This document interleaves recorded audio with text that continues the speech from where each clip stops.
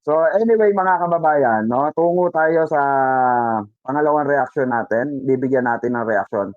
So eto kasi mga kababayan, ang sinasabi nga, no, patuloy na pinag-aawayan sa social media po, ito pong pagtulong di umano ni Pangulong Bongbong Marcos sa Davao City. Oh. Bakit daw kailangan unahin ang Davao City? Sabi ng mga maka-DDS ba? Bakit daw hindi ipaubaya daw sa mga Duterte? Yun na nga kaya nga nangialam ang ating mahal na Pangulo. Pinapunta si Secretary Vince Dizon doon, ipinaalam no, ni Secretary Vince Dizon sa publiko at sa ating mahal na Pangulo na ano po, na merong mga anomalya na nangyari doon sa flood control project po. Yo, doon sa mga tulay. Kaya po nanggagalaite yung mga partido ng mga maka-Duterte, bakit daw hindi na lang daw ibigay yung budget ah, kay Tulong, kay Baste, para po sila na raw ang tumugon. Dahil yun daw ay trabaho ng lokal. Di ba mga bias? Di ba mga tanga talaga? Ba't ibibigay dati nang binigyan kayo ng 51 billion allocate budget diyan galing sa GAA mismo. Di ba? Pero wala nangyari mga kababayan. May nangyari po ba? Yan ang tanong, may nangyari po ba? 2019 tinigil na yung proyekto. Ano yun, naka 51 billion agad, 'di ba? Yun sa tulay, bakit hindi in-enhance at nilaliman yung tulay, 'di ba? Kaya nagbaha kasi hindi hinukay. May budget naman na nakalaan diyan nung panahon ni Duterte. Pero anong ginawa po? Magmula noon, nakaupo si Duterte, nagbabaha na po sa Davao City. Diba? Kinontent natin yan dati. Tapos, nung panahon, lumipas ang panahon na nawala na si Digong, pero Duterte pa rin po namamahala sa Davao City, wala pa rin po nangyari. So, ngayon, umaksyon si Pangulo, pina-action si Secretary Vince Dizon, nagre-reklamo po. Sasabihin, pinupolitika daw. Kitang-kita naman ang sambayan ng Pilipino Di po ba? Na mainstream media. Anong politika doon? Di ba? Kagaya po sa J. Araneta Avenue. Di ba? Dati, ganun din. Halos swimming pool. Di ba? Halos lampas tao ang baha. Ngayon po, no, pag umulan, magbabahaman, huhupa agad. Unlike way back before, panahon ni Digong, na pinatuunan, okay, binadgetan yung G. Araneta, kaso ang problema po, ghost project, wala pong natuloy. Ayon yan mismo sa mga taong naroon, sa mga taong nakatira roon, dekada na. Asan napunta yung budget? Kaya po, si Secretary Vince Dizon na po at ang DPWH ang action regarding on this matter. Diba? Ito po panoorin natin to. May papanood tayo sa inyo.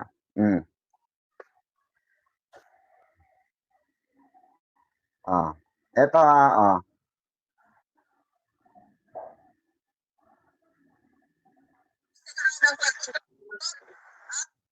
mga gusto, dito kami titulo, ano masabi nyo? Di ba gusto niyo imbestigahan yung petrol? Ayun, imbestigahan natin, ang petrol, ito mo natin. Imbestigahan natin, ang petrol, dyan sa Davao City, kung saan dinala, ituloy, Duterte, ang petrol. Grabe, lumalangoy na sila, makasalba lang ng tao, di ba mga kababayan? Oo. Ang imbestigahan natin, kung saan dinala, Duterte, ang 21 billion. Bakit kung tingulan lang, napapahala kayo dyan sa Davao City?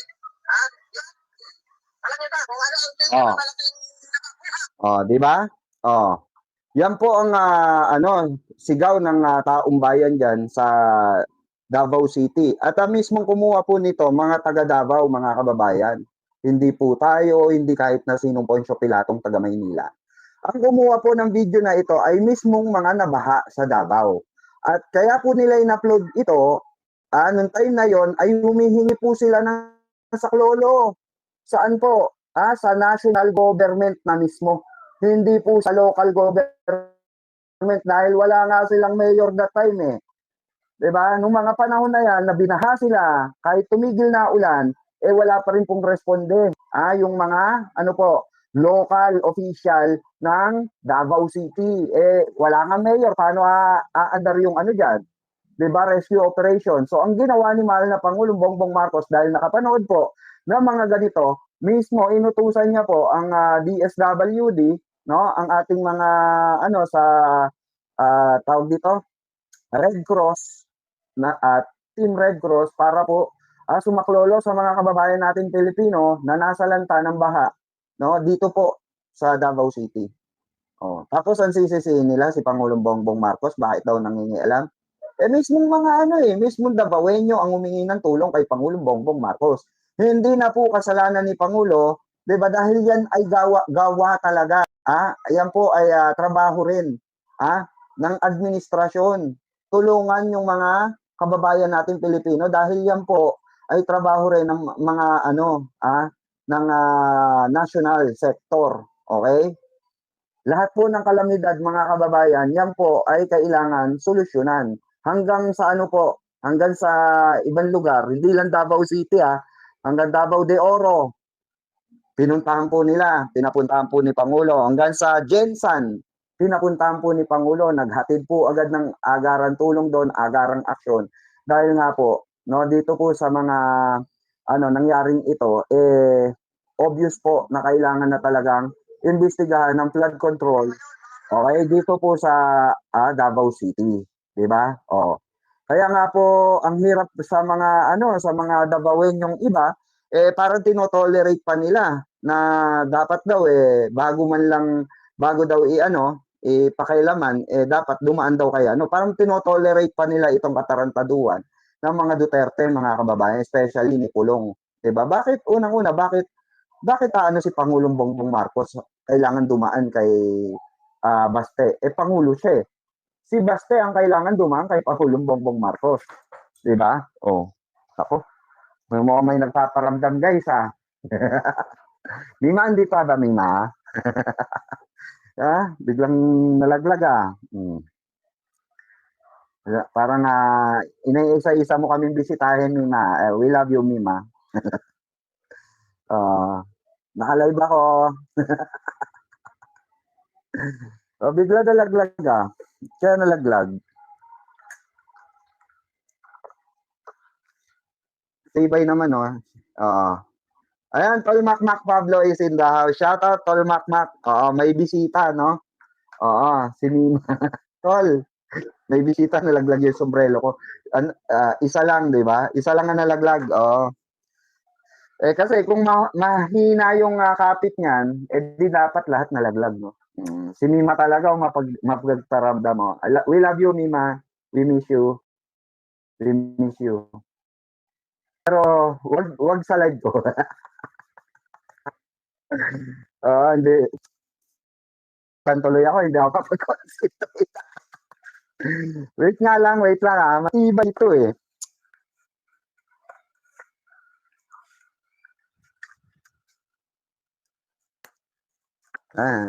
inaano tayo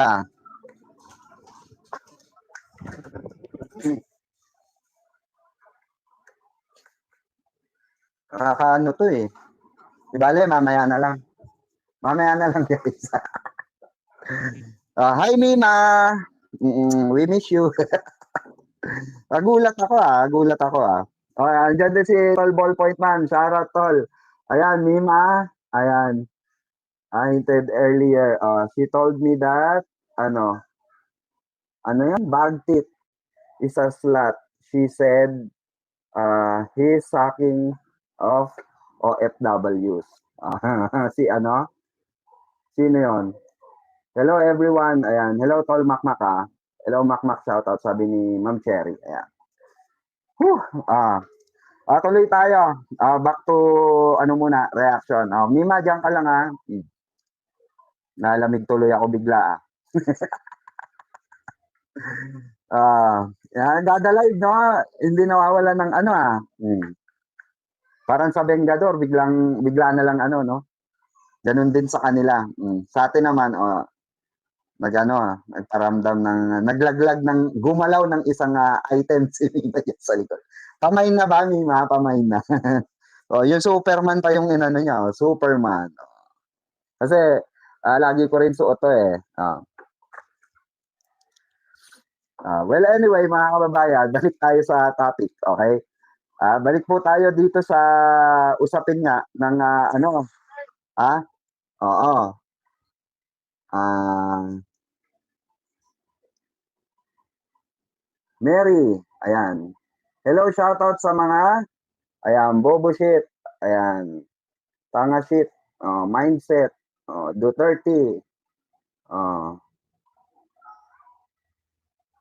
I had a dream about Mima with her son. O talaga, no? Alam niyo isa sa dahilan mga kababayan kung bakit desidido kaming sumama sa Japan kay Boss Mike dahil nga isa rin nga sa pag sa ano pangarap na ano na makapunta si Mima ron tapos yun nga raw ang plano ni Mima iin kami lahat. Well, ayun kasama naman namin si Mima presence ni Mima noon. Siguro pagpunta namin sa Japan, no? At alam natin di pa matahimik ang kaluluwa ni Mima dahil nga 'di ba, hindi pa talaga nahuhuli kung sino yung although nahuli na yung pumaslang sa kanya, pero yung nag-utos kasi, yung mga nag-utos, parang isa pa lang yung nahuhuli ata, no? At hindi, I'm not sure kung isa o pero may mga nahuli ng kasabwat. Pero yung isa sa mastermind ata ay isa pa lang yung nahuhuli. Yung dalawa ata na mag-asawa nagtatago. Oh, 'di ba? Kaya siguro ganito, medyo nagpaparamdam siya sa atin, 'di ba? Pero ayun, Mima, mahal ka namin, huwag kang mag-alala. We fight for your ano no, tawag dito, for your case. Oo, na ma-close case agad yung kaso. And the good thing sa ating PNP at sa ating NBI nagtutulong-tulong po itong mga iba't ibang task force na binuo nila upang ma-resolve agad yung kaso ni Mima, 'di ba? Kaya itong kaso ng mga Duterte ay hindi po natin dapat tanggalan ng mata. Hindi po natin dapat tanggalan ng ano po, ng ating tenga. Makinig po tayo, manood po tayo kung kailan at saan po hahantong itong mga kaso na kakaharapin nila Pulong Duterte, ng Duterte siblings. Dahil kailangan po nating malaman ang katotohanan. Di po ba? Ito yung isa sa mga video. Ayan. Nakabot mo yan. Wala sa ilalim ako doon, nakabot ko yan tulad. Ganun kababa. Paulit-ulit yung pangulo natin. Sabi niya, pumunta ako dito ngayon para i-check yung bahasan Davao. Grabe no, babaw oh. Basta bukas, mag-ukay na tayo dito. Ayan, sinimula na po yung pag-uukay dyan sa Davao Bridge na yan. Davao River. Ayan, babaw oh. Naabot mo yan. Ayun oh, abot na abot na yung tulay mga kababayan. Grabe no. Saan kaya dinala, eto kung iisipin natin, saan kaya dinala ng mga Duterte yung budget, no? 51 billion in allocate budget sa GAA na binigay kay Pulong. Saan kaya dinala yun, no? Nakapagtaka lang. Ay, ang taas di ba? Nakita nyo? Ang taas na po, ayan. Oh, ayan oh. Ayan oh, tingnan nyo, abot na abot ng mga DPWH na yung tulay, mga kababayan. Oh. 'Di ba? Imagine niyo ilang dekada kaya yan, ba't umabot ng ganyan ng lupa, mga kababayan? Di ba? River yan, mga kababayan, river po yan, oh. River ito ito agusan talaga ng tubig ito. No? Grabe, abot na abot mo na yung tulay, gumanong ka lang sa tulay, abot na abot mo na. Di ba? Kaya na dapat talaga ito maimbestigahan ng mabuti ito. Nako, yari kay Secretary Vince ito. So sana ngayon, no? Sana ngayon, Secretary Vince, hindi pa naman hulihan lahat, no? Kailangan maimbestigahan dito kung sino yung mga kontraktor. Pero according po, no, sa mga lumabas po na balita, ito po, ang mga kontraktor nila way back before pa ay ang pamilya po ni Bongo. Lahat po ng build project ni Digong ay nakapangalan po saan po sa kontraktor na pamilya ni Bongo. Yan din po yung nilabas ni Senator Sonny Trillanes, mga kababayan, na mga ebidensya, patong-patong na ebidensya, ang kapal na ebidensya At kasabwat po or ka-joint venture po nila ang mga diskaya. Oo, 'di ba? Talagang matindi ang sabuatan kaya pala sabi ng diskaya, nung nakapasok sila sa DPWH 2016 onwards, dun sila namayagpag ng proyekto, laging sila na namamayagpag, 'di ba? Oo. Talagang matindi pala talaga korapsyon 'no ni Digong 'no, nung panahon talaga ni Digong. Imaginin mo pinagmamalaki mo Davao, pinaganda mo Davao, tapos ganito pala yung itsura ng totoong Davao, 'di ba? Marami tayong mga kababayan diyan na mulat na ngayon. Oo, ang dami ko na nakikitang mga nagpo-post sa Facebook, eto post 'to sa Facebook, eh. Yung mga baha 'no, post po sa Facebook at nagpo-post po niyan ay mga Davaoenyo, oh.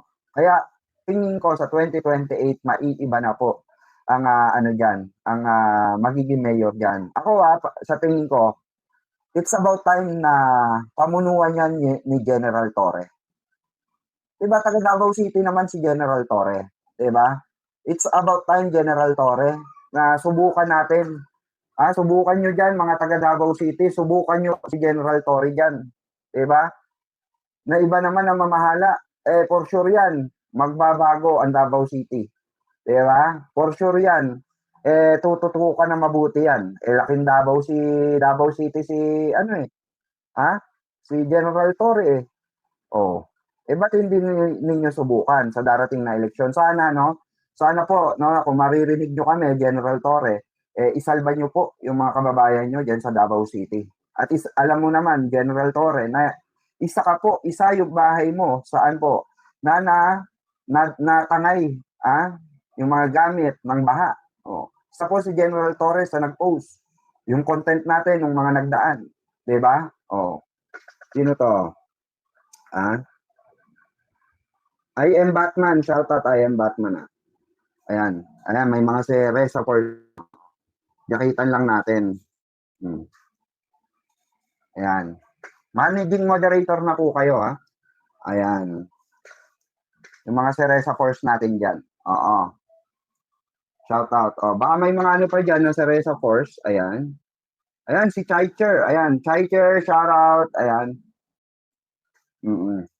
Di ka busy ngayon Ayan, sa lahat ng ano natin diyan, no?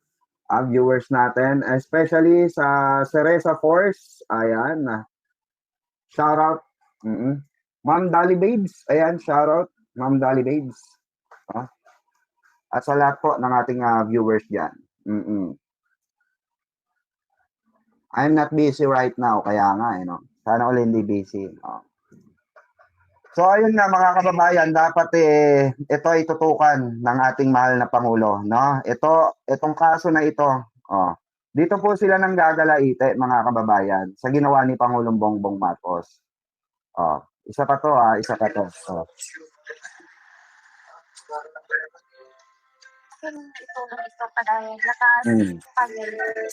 Thank you po sa kanya po. Natulungan yung mga nangangailangan. Wala po pambayad. Maraming salamat po sa ating Pangulo po na wala po kami kahit piso.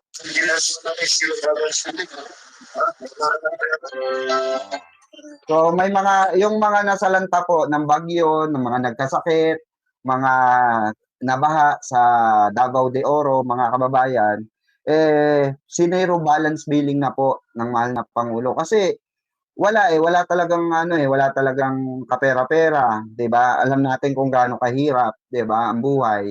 Buti na dalaw ni Pangulong Bongbong Marcos ang Davao de Oro, Davao City. May mga tinulungan po si Pangulong Bongbong Marcos pagdating po sa zero billing, 'di ba? Ipalakpakan naman natin si Pangulong Bongbong Marcos, 'di ba? Diyan po nagkakandagalaite ang partido nino po ni Digongyo, ng PDP. Oy, Ma'am Ami, ay finally nakakita ako ng ano diyan, ng gumuguhit na kulay. Thank you po. Ayan FF. Hooray! Ayan, thank you so much sa 800 yen. Thank you sa iyong butihing pangkape diyan, madam. Ayan, Ma'am Ami. Ayan. Nimura. Ayan, kita-kits po tayo, Ma'am Ami Nimura diyan sa Japan. At kami, kasama po kami ng Mike Cervera Travels and Tour. sana all may travels and tour. Si Boss Mike, baka isang araw magulat na lang tayo, mag-announce na yan, no? Kung kayo po ay pupunta, mag-outing or mag-ano, no? Kontakin nyo lamang po ang Mike Cervera Travels and Tour. Aba, kung gano'n, Boss Mike, meron ka ng mga vlogger na mag-promote ng iyong negosyo. Bagay naman, di ba, mga kababayan, mga kabirador? Bagay, Mike Cervera, Travels and Tour. Di ba? Boss Mike, umpisahan na yan, boss. Ayan pa, meron pa isa. Ayan, maraming salamat po. Ayan, kay, ayan, sino ba to? Hindi ko masyadong makita wait lang. Tingnan natin sa ano. Ang hirap pag tumatanda, ano? Ang hirap pag tumatanda. Lumalabo ang mata. Ayan, salamat po, no? Kay Ma'am, asa na? Wala. Ayan.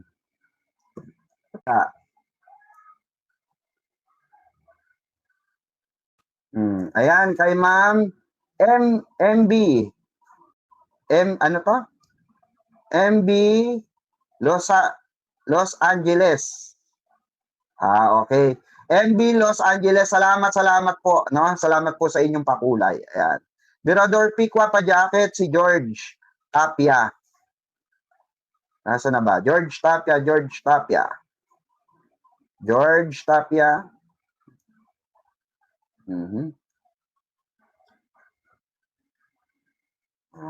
Ayan.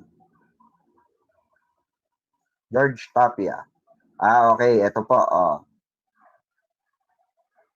Ayan po, may jacket na po. Oy, Mama Kyuka Calvin. Ayan, Kyuka Calvin.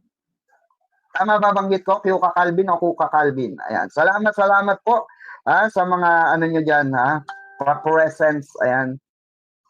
Salamat po, salamat. Thank you so much. Ayan.